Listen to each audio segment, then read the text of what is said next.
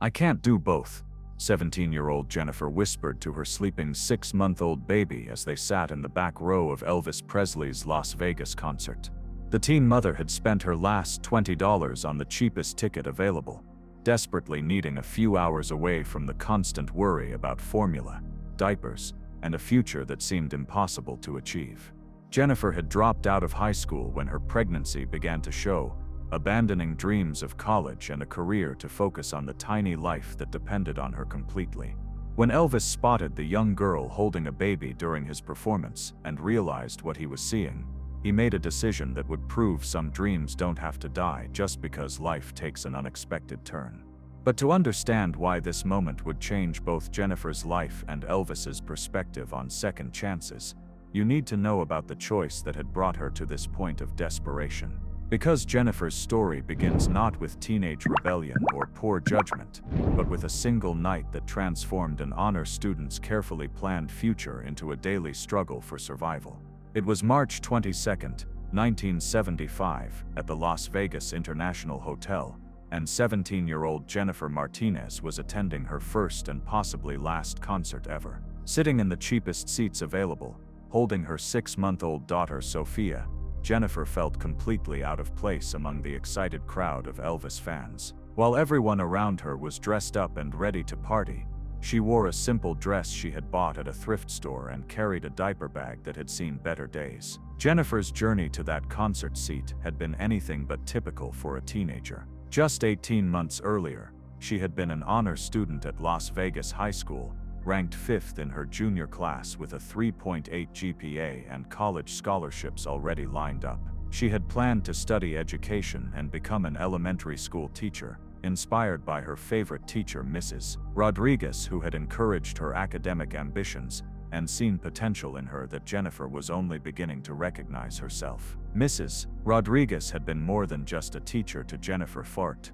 She had been a mentor, a guide, and sometimes the only adult who seemed to understand Jennifer's dreams and aspirations. The daughter of Mexican immigrants who had never had the opportunity for higher education themselves, Jennifer was determined to be the first in her family to attend college and establish a career that would allow her to help other young people achieve their academic goals. But one night at a friend's party had changed everything. Jennifer had met Carlos, a charming 19-year-old who worked construction and made her feel special and grown-up.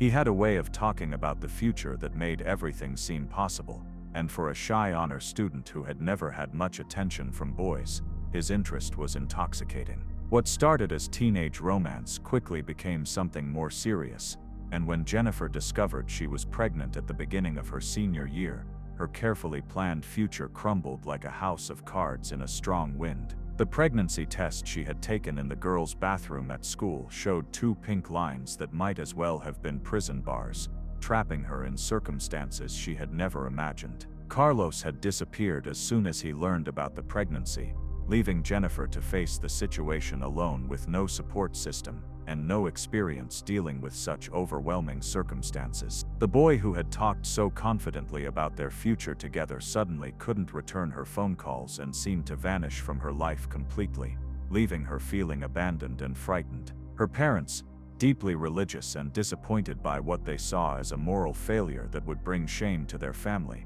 had given her an ultimatum that forced her to make an impossible choice: give the baby up for adoption or leave their house and figure out how to survive on her own. The conversation had taken place in their small kitchen, with her father's voice rising in anger and her mother crying silently into her hands. "You have brought disgrace to this family," her father had said, his words cutting deeper than any physical blow could have. "We raised you to be a good Catholic girl, and this is how you repay us. You will give this baby to a proper family, or you will find somewhere else to live. Those are your only options." Jennifer, despite her young age and limited life experience, had felt an immediate connection to the life growing inside her and couldn't imagine giving up her child. The decision to keep the baby meant accepting responsibility for another human being when she was still figuring out her own identity and place in the world.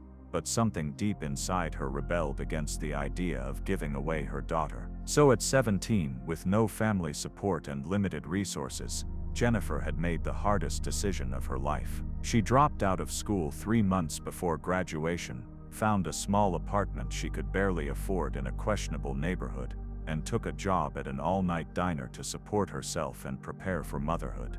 The college scholarships expired unused. The teaching dreams were put on hold indefinitely. Her entire world narrowed to basic survival mode. The apartment was a tiny one-bedroom unit in a building where the heat didn't work properly, and the neighbors were often loud late into the night. Jennifer had furnished it with items from thrift stores and donations from the few friends who hadn't abandoned her when her circumstances changed. The nursery corner of her bedroom contained a second-hand crib, a changing table made from a repurposed dresser, and a rocking chair that squeaked but still provided comfort during long nights of feeding and soothing. When Sophia was born after a difficult labor that Jennifer faced mostly alone, she was overwhelmed by the reality of single motherhood. The baby was beautiful and healthy with dark eyes that seemed to look directly into Jennifer's soul, but caring for an infant while working nights and trying to make ends meet was exhausting beyond anything Jennifer had imagined. She had no family support, few friends left from her high school days who understood her situation, and no clear path toward the future she had once envisioned with such clarity and excitement. The months following Sophia's birth were a blur of sleepless nights, endless worry about money, and the constant fear that she wasn't capable of providing everything her daughter needed. Jennifer worked from 10 p.m. to 6 a.m. at the diner, serving coffee and comfort food to late-night customers who ranged from casino workers, getting off their shifts, to travelers passing through Las Vegas on their way to somewhere else. The job was demanding both physically and emotionally. Her feet ached from standing for 8 hours straight. Her back hurt from carrying heavy trays, and her heart ached from the loneliness of working while the rest of the world slept. She would come home to Sophia just as the sun was rising, exhausted but needing to be present and attentive for her daughter during the day. During the day, she cared for Sophia with whatever energy she had left, managing maybe 3 or 4 hours of broken sleep when she was lucky. The cycle was unsustainable, but she didn't know what other options existed for someone in her situation. Every day was a struggle to balance being present for Sophia with earning enough money to pay rent, buy groceries, and cover the seemingly endless expenses that came with raising a child alone. The isolation was perhaps the hardest part. Her former classmates were preparing for graduation and planning for college, while she was learning to change diapers and worry about whether she had enough formula to last until her next paycheck. The gulf between her life and the lives of her peers seemed impossible to bridge, and she often felt like she was living in a completely different world from everyone else her age. The night of the Elvis concert represented something Jennifer rarely allowed herself: a few hours of escape from her responsibilities and the crushing weight of her circumstances. She had been saving loose change for months, collecting quarters and dimes from tips and cutting back on already minimal expenses, hoping to give herself this one small gift. A neighbor, Mrs. Peterson, an elderly widow who had taken a kind interest in Jennifer and Sophia, had agreed to watch the baby for the evening. Mrs. Peterson had been one of the few bright spots in Jennifer's difficult circumstances. The older woman had lived through her own challenges, including raising 3 children alone after her husband died young, and she recognized something of herself in the determined young mother next door. She would sometimes bring over homemade soup or offer to watch Sophia for an hour so Jennifer could run errands without carrying a baby and diaper bag. Jennifer had splurged on the cheapest ticket available to see Elvis, telling herself she deserved this brief moment of feeling like a normal teenager again.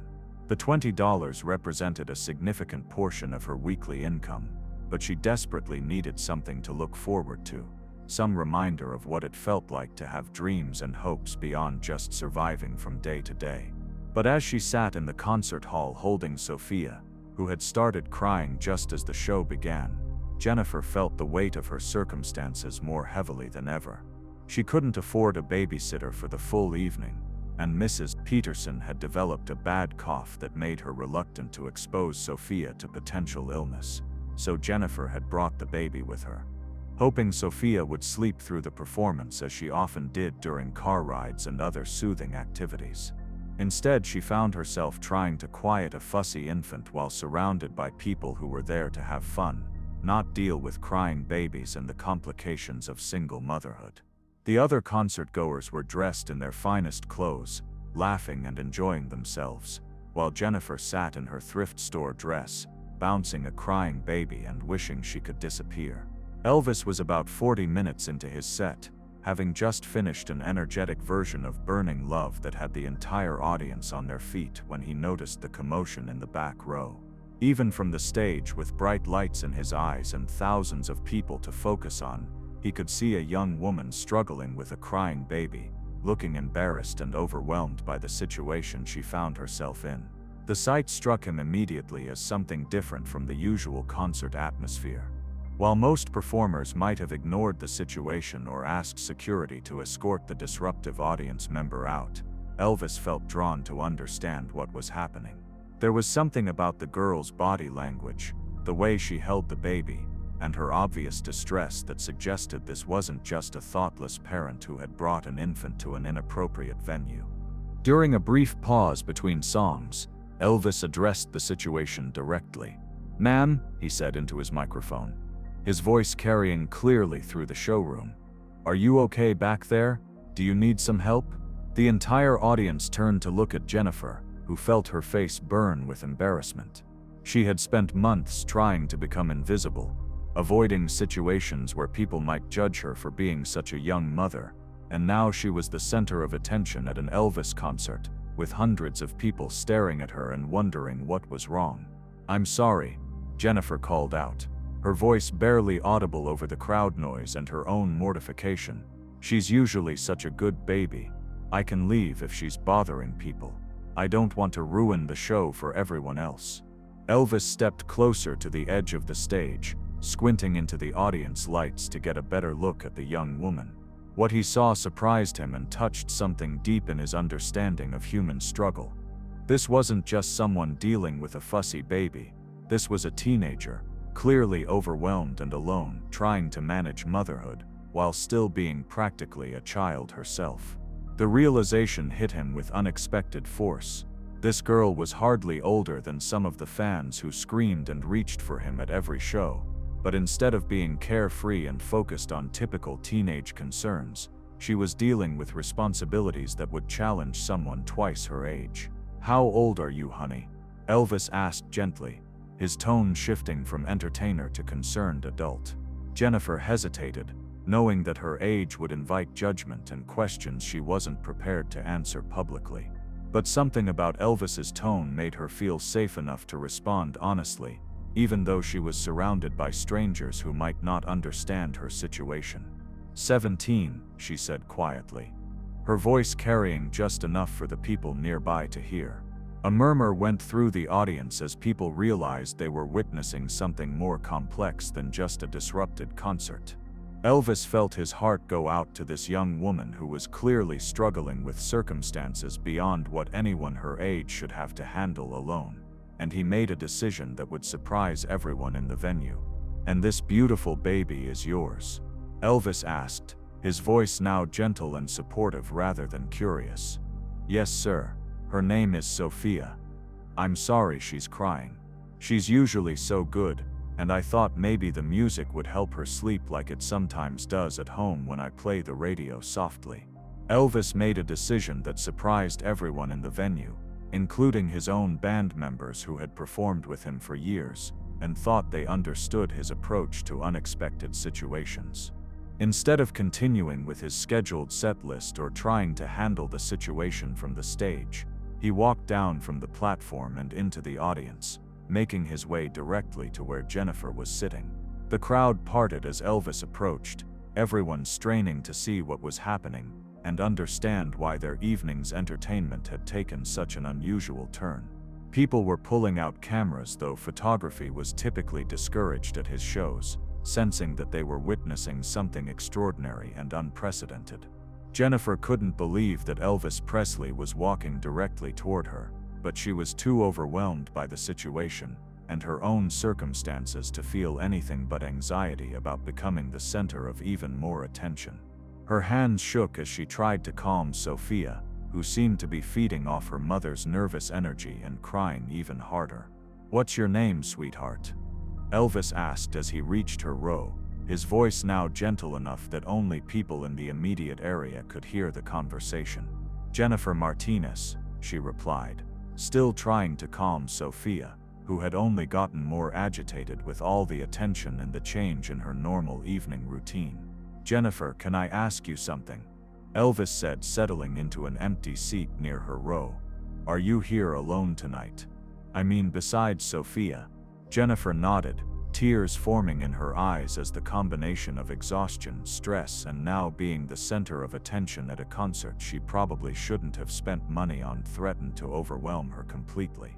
The emotional weight of her situation, combined with the surreal experience of having Elvis Presley personally concerned about her welfare, was more than she felt capable of processing. "My neighbor was going to watch her, but she got sick, and I couldn't afford a babysitter, and I just..." Jennifer's voice trailed off as she struggled to explain her circumstances without breaking down completely.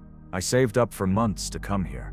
I just wanted to feel normal for a few hours." Elvis sat down in the empty seat next to Jennifer, seemingly unbothered by the fact that he was in the middle of a performance with thousands of people watching and waiting to see what would happen next. "Can I hold Sophia for a minute?" he asked. Jennifer was so surprised by the request that she handed over her baby without thinking, trusting something in Elvis's demeanor that suggested he knew how to handle infants. Elvis took Sophia gently, supporting her head the way someone experienced with children would, and began quietly talking to her in the soothing tone that had made millions of people feel connected to him through his music. "Hey there, little girl," Elvis said softly, his voice carrying just enough for people nearby to hear. "What's got you so upset? Are you just trying to tell everyone that you've got good taste in music and you want to hear more songs?" Something magical happened in that moment. Sophia, who had been crying inconsolably for nearly 20 minutes, gradually began to quiet down in Elvis's arms. Whether it was his calm presence, his gentle voice, or simply the change in position and person holding her, she stopped crying and looked up at him with the curious eyes of an infant discovering something new and interesting. The audience watched in amazement as one of the world's biggest stars sat in the cheap seats, holding a baby, and talking to a teenage mother like they were the only people in the room. The scene was so unexpected, so genuine, and so moving, that even the most jaded concert-goers found themselves emotionally affected by what they were witnessing. "Jennifer," Elvis said, still holding Sophia and speaking in a voice that somehow managed to be both private and audible to the people watching, "can I ask you what brought you here tonight? I'm not judging you or your situation. I'm just curious about your story and how you ended up at my concert with your beautiful daughter." Jennifer found herself opening up to this stranger who happened to be Elvis Presley, perhaps because he was showing her more genuine kindness and interest than she had received from most people since Sophia was born. The isolation of single motherhood at such a young age had left her hungry for adult conversation and understanding. "I needed to feel normal for a few hours," she admitted, her voice steadying as she talked to someone who seemed genuinely interested in her answer. "I dropped out of school when I got pregnant, and I work nights at a diner downtown to pay for our apartment and Sophia's needs. I saved up for months to afford this ticket, because I just wanted to remember what it felt like to be a regular teenager for one evening, instead of always being worried about money and diapers and whether I'm doing everything right." Elvis listened intently, and when Jennifer finished speaking, he was quiet for a moment, clearly processing what she had told him. Then he asked a question that would change the entire direction of the conversation and ultimately, Jennifer's life. "What did you want to be before you had Sophia? What were your plans for the future?" "A teacher," Jennifer replied without hesitation, her voice gaining strength as she talked about something that had once filled her with excitement and purpose. "I wanted to teach elementary school. I loved working with kids, and I had scholarships lined up for college. I was going to study education, and maybe specialize in working with children who were struggling academically. My teacher, Mrs. Rodriguez, she said I had a gift for explaining things in ways that made sense to kids who were having trouble learning." "Why is it over?" Elvis asked, genuinely curious about her reasoning. Jennifer looked at him as if he hadn't understood what she'd told him about her situation. "Because I have a baby. I can't go to school and take care of Sophia at the same time. I can barely afford rent and diapers working full-time at the diner. College isn't possible for someone in my situation, especially without family support or any kind of safety net." Elvis handed Sophia back to Jennifer, who was now completely calm and looking around with interest at all the people watching them. "Jennifer, can I tell you something? Some of the strongest, most capable people I know are mothers, and some of the best teachers I've ever met understand what it's like to face real challenges because they've lived through them themselves and learned from the experience. But I don't have money for college, or time for classes, or anyone to watch Sophia while I study." Jennifer protested, her voice carrying the frustration of someone who had thought through all the practical obstacles to achieving her dreams. "I barely make enough money to survive as it is, and childcare costs more than I earn most weeks. What if those problems could be solved?" Elvis asked, his question hanging in the air as Jennifer tried to process what he might mean. "What if there was a way for you to finish your education and still be the mother Sophia needs?" Jennifer stared at him, not sure if he was serious or just trying to make her feel better about a situation that seemed hopeless. "I don't understand what you mean. Those are real problems that don't have easy solutions." Elvis stood up and addressed the audience, which had been listening to their conversation with rapt attention and growing understanding of what they were witnessing. "Ladies and gentlemen, I want you to meet Jennifer Martinez. She's 17 years old, and she's raising her beautiful daughter Sophia all by herself while working full-time to support them both. Jennifer had to give up her dream of becoming a teacher when she became a mother, but I don't think that dream has to die." The audience applauded, though Jennifer wasn't sure why they were clapping or what Elvis was trying to accomplish by sharing her personal situation with thousands of strangers.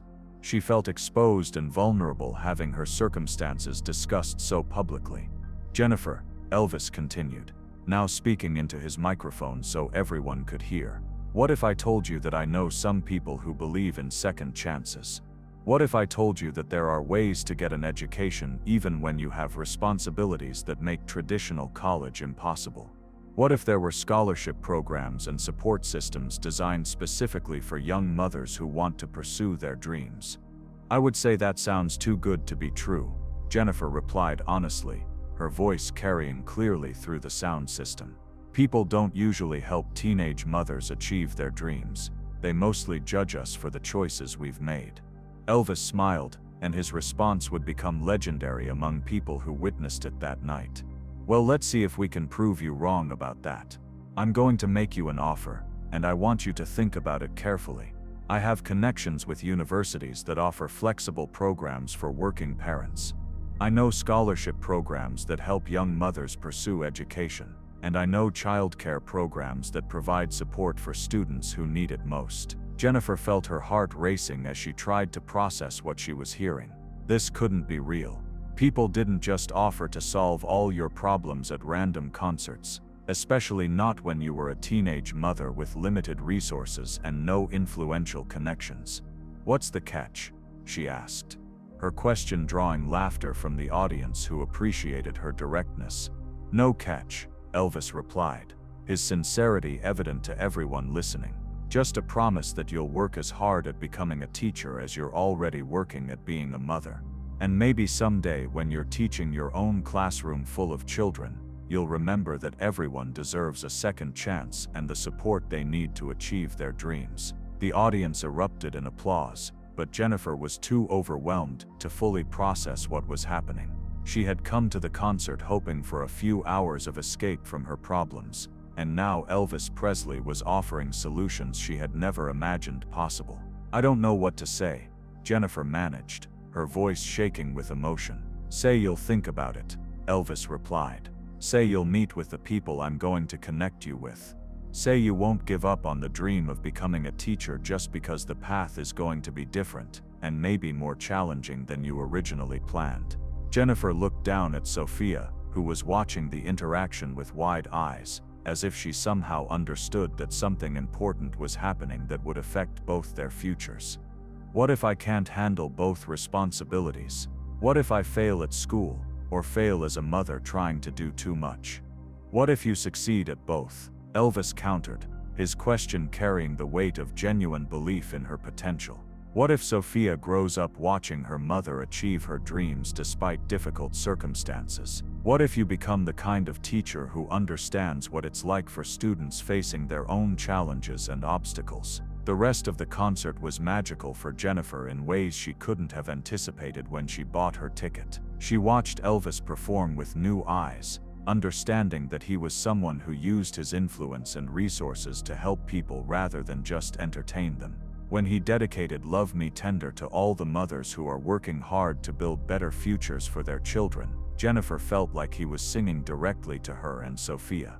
After the concert ended, Elvis's representatives approached Jennifer with concrete information about the programs he had mentioned. Within a week, she was enrolled in a flexible degree program that would let her study education while continuing to work and care for Sophia. Scholarship funds covered her tuition completely, and a child care cooperative provided safe, affordable care for Sophia during Jennifer's study sessions. The path wasn't easy, and there were many times when Jennifer wondered if she had taken on more than she could handle. She had to study late at night after Sophia went to sleep and during her breaks at the diner. She attended classes when her schedule allowed and completed much of her coursework through correspondence and independent study. But Elvis had given her more than just practical support and resources. He had given her permission to dream again, and shown her that other people believed in her potential even when she couldn't see it herself. Whenever Jennifer felt overwhelmed or discouraged, she remembered that night at the concert when someone had looked beyond her circumstances and seen possibilities instead of limitations.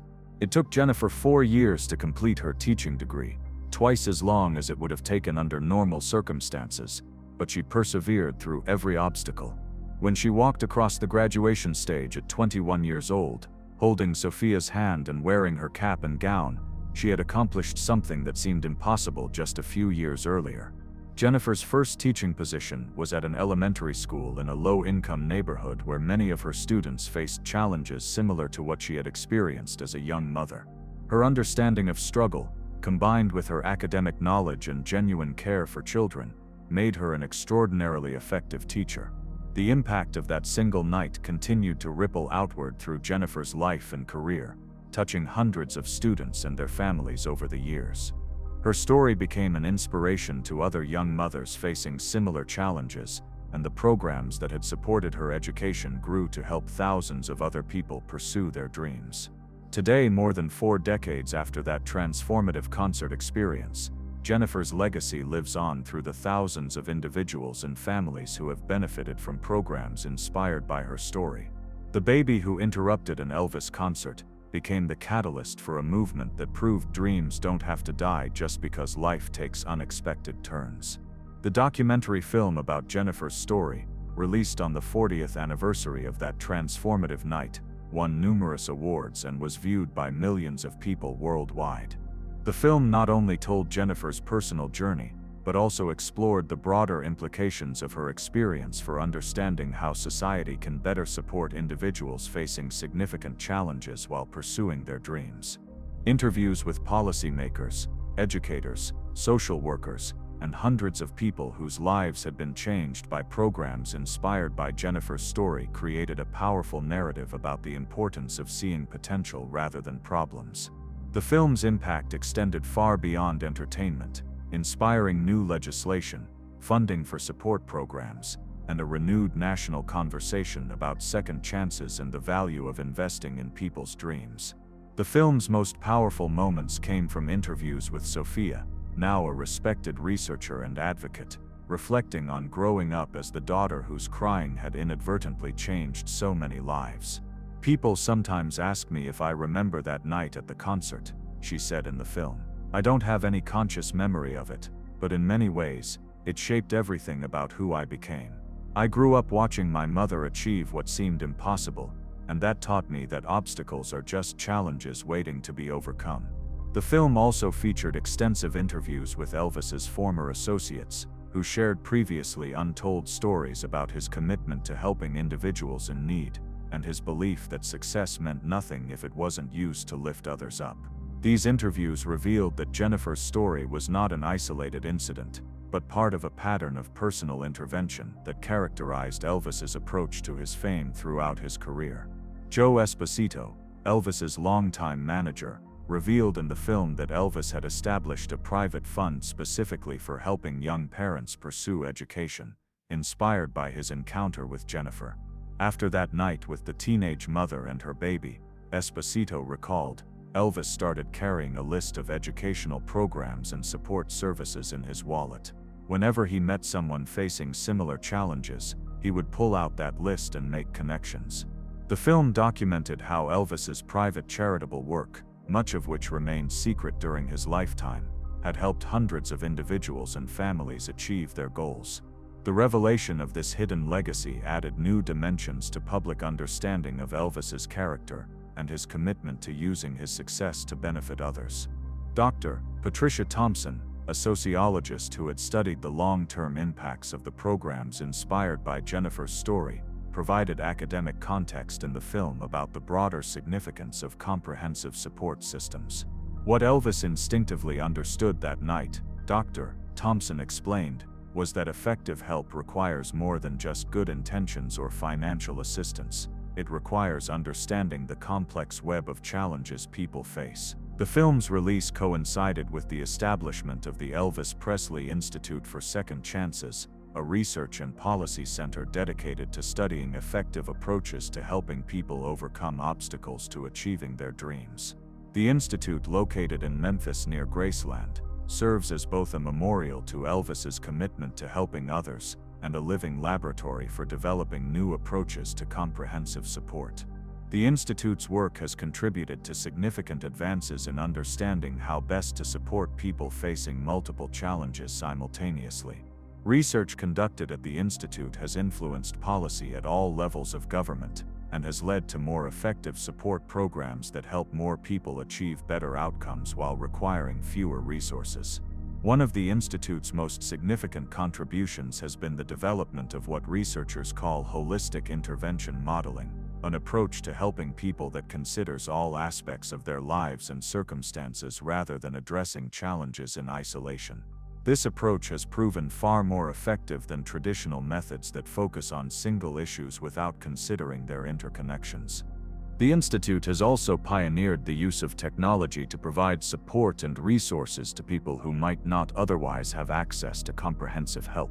Mobile applications developed by the Institute connect users with educational resources, childcare options, financial assistance, and peer support networks, making it easier for young parents and others facing challenges to access help when needed. The success of these technological innovations has attracted attention from major technology companies, several of which have partnered with the Institute to develop even more sophisticated tools for providing support and resources. These partnerships have resulted in significant advances in how support services are delivered, and have made comprehensive help accessible to people in rural areas where traditional services might not be readily available. The Institute's educational programs have trained thousands of professionals in fields ranging from social work to education to healthcare in effective approaches to comprehensive support. These training programs have created a network of professionals who understand the importance of seeing potential rather than problems, and who have the skills necessary to provide effective help. The annual conference hosted by the Institute brings together researchers, practitioners, policymakers, and individuals who have benefited from comprehensive support programs to share knowledge, develop new approaches, and celebrate successes. The conference has become one of the most respected gatherings in the field of social support and intervention. Jennifer, now in her 70s, serves as the Institute's honorary chair and continues to speak at the annual conference about the importance of believing in people's potential and providing the support they need to achieve their goals. Her presentations always begin the same way. 45 years ago, I was a desperate teenager with a crying baby, sitting in the back row of an Elvis concert. The impact of Jennifer's story has extended far beyond the United States. International development organizations have adopted principles from the programs inspired by her experience to create support systems for women and families in developing countries. These programs have helped thousands of women around the world pursue education and economic opportunities while caring for their families. The World Bank has funded comprehensive support programs in over 30 countries based on models developed from Jennifer's experience, and the results have been consistently positive. Women who participate in these programs achieve higher levels of education, earn more income, and provide better opportunities for their children than women without access to comprehensive support.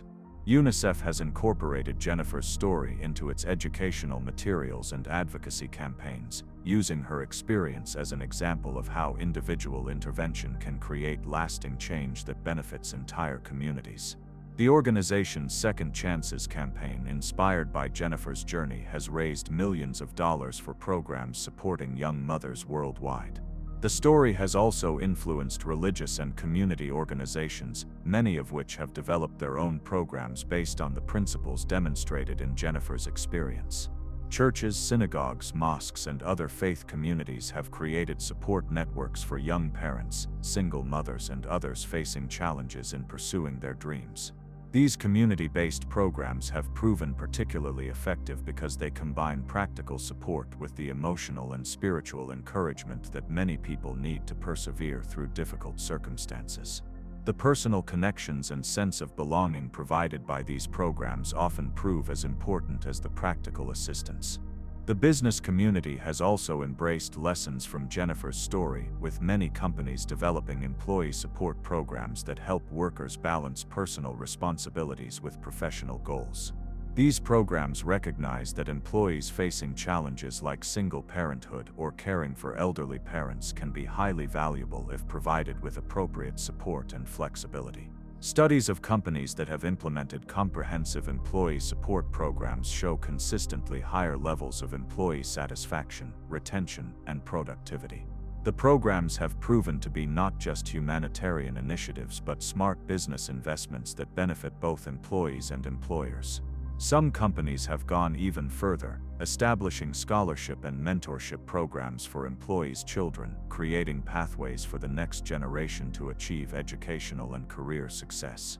These programs recognize that supporting employees' families strengthens communities and creates long-term benefits that extend far beyond immediate business concerns. The legacy of that night at the Elvis concert continues to evolve and grow in ways that would have been impossible to predict when a desperate teenage mother brought her crying baby to a Las Vegas showroom. What began as a single act of compassion has become a comprehensive movement that has transformed how society thinks about potential, support, and the possibility of overcoming obstacles. The principles demonstrated that night, seeing potential rather than problems, providing comprehensive support rather than limited assistance, and believing in people's ability to overcome their circumstances, have influenced fields ranging from education to healthcare to criminal justice reform. The story has become a touchstone for anyone working to help others overcome challenges. As new challenges emerge in an ever-changing world, the lessons from Jennifer's experience continue to provide guidance for developing effective approaches to support and intervention. Whether addressing issues like technological displacement, climate change, or social inequality, the fundamental insight remains the same. People have tremendous potential when provided with comprehensive support.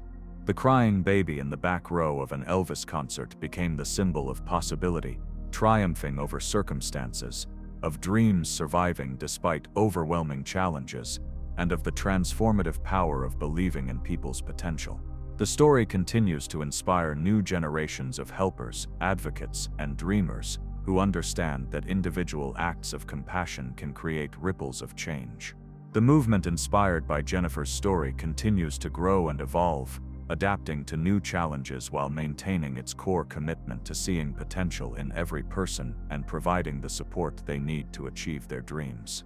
The legacy lives on through the thousands of individuals who have overcome their obstacles, the communities that have been strengthened by their success, and the continuing work of organizations dedicated to ensuring that everyone has the chance to pursue their aspirations.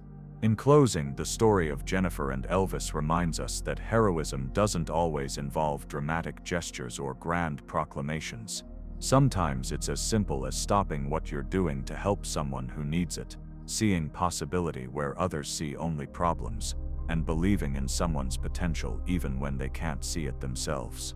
The conversation between Elvis and Jennifer that night proved that individual connection and compassion can be more powerful than any performance, creating lasting change that benefits not just the individuals involved, but entire communities and future generations who continue to be touched by the ripple effects of that single moment of human kindness and belief in the power of dreams to overcome any obstacle. The annual Jennifer Martinez Day, now observed in schools across Nevada and several other states, serves as a reminder that education is not just about acquiring knowledge, but about recognizing and nurturing the potential that exists in every person. Students participate in service projects, mentorship programs, and discussions about overcoming obstacles and supporting others in achieving their dreams. During these celebrations, students learn about the importance of not judging others based on their circumstances and the value of offering help and encouragement to those facing challenges.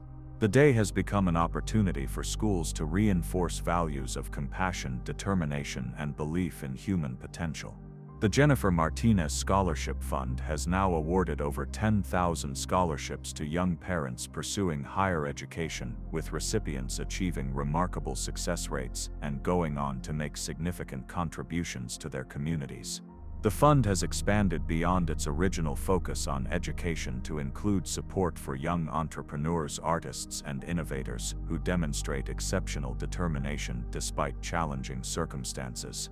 Recipients of the scholarship often speak about how the financial support was important, but equally valuable was the message that someone believed in their potential and was willing to invest in their success. Many describe feeling transformed not just by the practical assistance, but by the recognition that their dreams were valid and achievable despite their difficult starting circumstances. The success stories emerging from the scholarship program continue to inspire new donors and supporters, creating a growing network of individuals and organizations committed to providing comprehensive support for people working to overcome obstacles. The program has become a model for other scholarship initiatives around the world.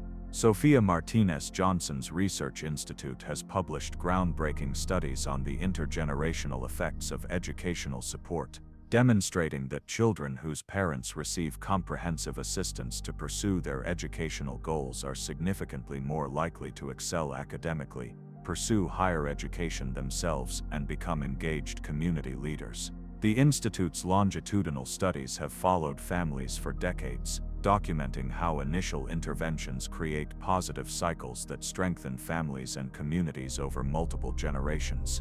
The research has influenced policy at the federal level and contributed to increased funding for comprehensive support programs. One particularly significant finding from the Institute's research is the concept of resilience amplification, the tendency for people who receive comprehensive support during challenging periods to develop enhanced abilities to cope with future difficulties and to help others facing similar challenges. This phenomenon suggests that investing in people during their most difficult times creates benefits that extend far beyond the immediate intervention. The Institute has also documented the economic benefits of comprehensive support programs, demonstrating that every dollar invested in helping young parents achieve their educational goals returns more than $5 to the community through increased tax revenue, reduced social service costs, and economic development generated by program graduates. These findings have been instrumental in securing continued funding for support programs and have influenced the development of new initiatives designed to help people overcome various types of obstacles to success. The research has become required reading in social work, education, and public policy programs at universities around the world. The child care cooperative model that supported Jennifer during her studies has been replicated in hundreds of communities, providing affordable, high-quality childcare while creating networks of mutual support among families. These cooperatives have become incubators for community leadership, with many participants going on to become involved in local government, school boards, and community organizations. The cooperative model has proven particularly effective in rural and underserved communities where traditional childcare services may be limited or unaffordable. The cooperatives not only provide practical support for working parents, but also strengthen social connections and create opportunities for community members to support each other in various ways. Research on the cooperative model has shown that children who participate in these programs develop stronger social skills, greater cultural awareness, and enhanced problem-solving abilities compared to children in traditional childcare settings. The diverse supportive environment created by the cooperatives appears to provide unique benefits for child development.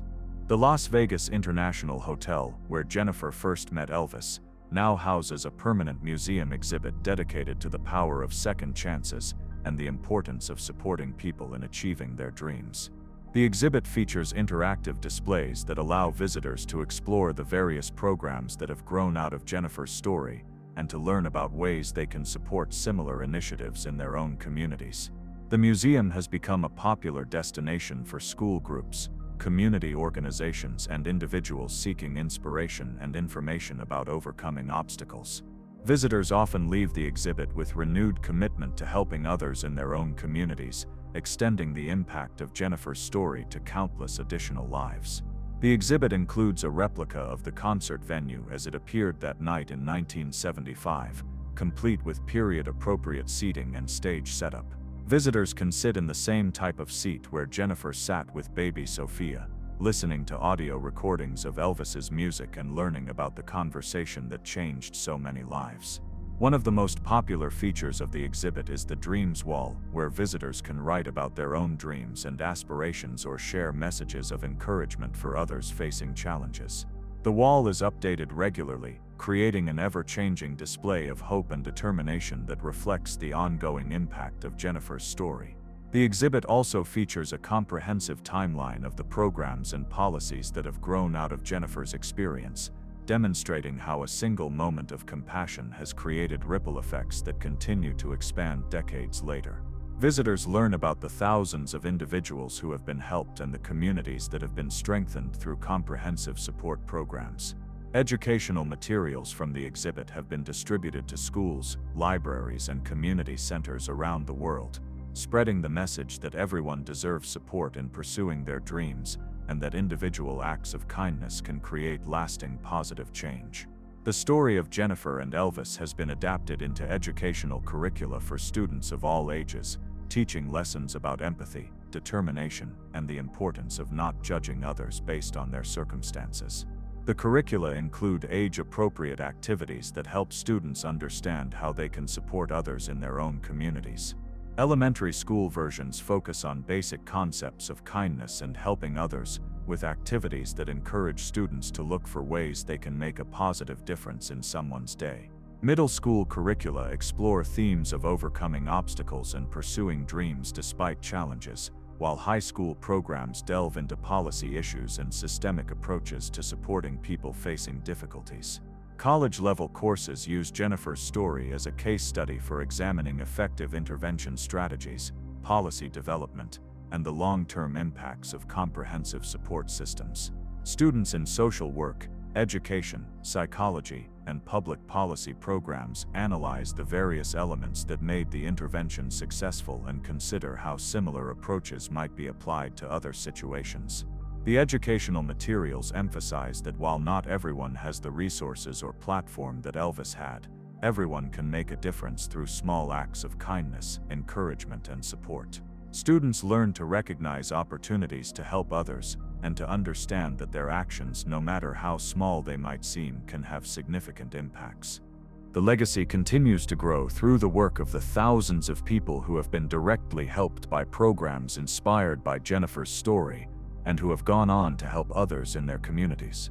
Teachers, social workers, healthcare providers, business leaders, and community volunteers carry forward the lessons learned from that night in Las Vegas, creating new opportunities for people to overcome obstacles and achieve their dreams. The ripple effects extend through professional networks. As program graduates mentor new students, successful entrepreneurs invest in community development projects, and accomplished professionals use their skills and resources to support the next generation of dreamers facing challenges. Many of the scholarship recipients have established their own charitable foundations or community programs, multiplying the impact of the original intervention. The network of support and mutual assistance that has grown from Jennifer's story continues to expand, creating new possibilities for people who might otherwise feel hopeless about their circumstances. The international recognition of Jennifer's story has led to invitations for her to speak at conferences and events around the world, sharing her experience and the lessons learned with audiences seeking to understand how communities can better support individuals facing significant challenges. Her presentations consistently emphasize that the most important element in her success was not the financial support or the practical assistance, though those were crucial, but the recognition of her potential and the belief that her dreams were worth pursuing. She often tells audiences that everyone they encounter has dreams and aspirations, and that sometimes the most powerful thing we can do is simply acknowledge those dreams and offer encouragement. The story has been translated into dozens of languages and has inspired similar programs and initiatives in countries around the world, demonstrating that the principles illustrated by Jennifer's experience have universal application across different cultures and societies. As we reflect on the extraordinary journey that began with a teenage mother and her crying baby at an Elvis concert, we are reminded that every person we encounter has a story, dreams they are pursuing or have set aside, and potential that may need only recognition and support to flourish. The crying that interrupted a concert that night in 1975 became the sound that launched 1,000 dreams and continues to echo in the lives of people around the world who refuse to give up on the possibility that their circumstances can change and their aspirations can be realized.